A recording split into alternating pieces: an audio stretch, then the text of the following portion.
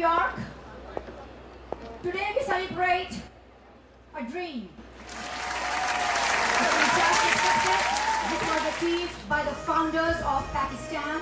And this glorified event was amplified when President Obama launched his campaign, political career campaign, in 1995 with his book, Dreams from My Father. And eventually, he became the first African-American president of this great nation. So this gives a clear message to all the younger generation back home in Pakistan and over here. All the younger people of Pakistani descent should get this message that everything of this big magnitude, this high amplitude, is always starts from the bottom up. So the stakes are high, the time is short, and your role is essential. Because an action without vision is like just passing the time, but a vision with an action is like winning the world. But the victory is not that we seek. It's not all the challenge we are facing. It just gives us a chance to make a difference. So come on, join hands with us. You have to wake up. You have to take care. You must care. You must stand up. Since 1947 to 1965, there were 2,500 Pakistani immigrants in the US. Then in 1990s, there were 100,000 immigrants. Then in 2007, there were 286,000 immigrants in the United States, Pakistani immigrants. And then by 2010, it is unpublished, but according to the American census, about 700 Pakistani immigrants, out of whom 100,000 Pakistanis are living at the East Coast. What else could be the reflection? What else could be louder than what it speaks that we love America, we love American culture, and we love their values. Our children of Pakistani descent, they pledge their allegiance to the flag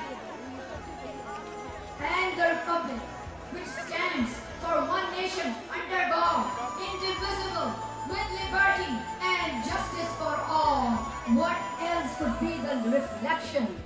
That we are already blended in the American system. We are all blendable.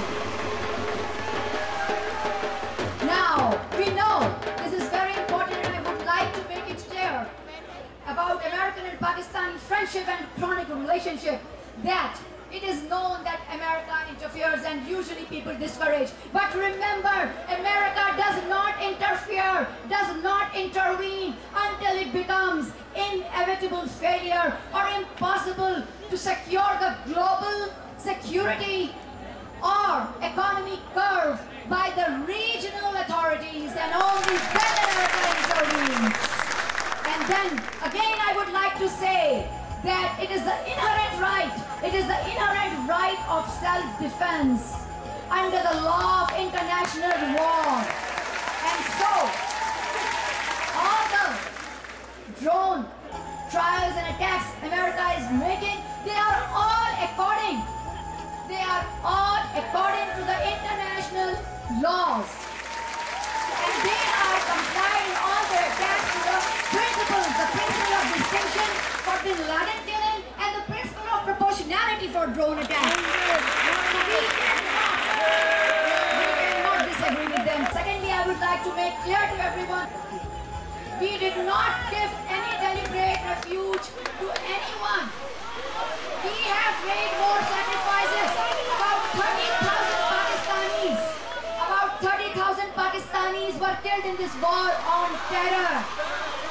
And we have given more terror suspects to America than ever in this decade. So I would like to say that Islam does not want to impose itself on the world. We say amantu billahi wa malaikatihi wa kutubihi wa rasulihi. We seek a world that holds the believers of all the religions, all the holy books, all the angels, and all اور میرے ساتھیوں ایک بات میں اپنی پاکستانی قوم کو بتاتی چلوں کہ ہمیں بیدار ہونا ہے. اب کی بار جب آپ ووٹ ڈالنے جائیں گے تو یہ سوچ کر جائیے گا کہ ہم ووٹ سیاسی لیڈر کو دیتے ہیں جو ہمارا رہنما ہوتا ہے, مگر وہ ہمارا راستہ نہیں ہوتا. راستہ ہمیں خود تراشنا ہوگا, ہماری تقدیر ہمیں خود بنانی ہوگی. ہمیں اپنے فقیروں سے ان کی کمائی نہیں, ان کا کشکول چھیننا ہونا, انہیں کھڑا کرنا ہوگا. اور جب ہم سب بیدار ہوں گے اس علامہ اقبال کے خواب کو جس کی قائد اعظم نے تعبیر کی تھی اور قائد اعظم نے ہمارا شعور جگایا تھا, ہم سب کامیاب ہوں گے. اچھا, اور اس کے علاوہ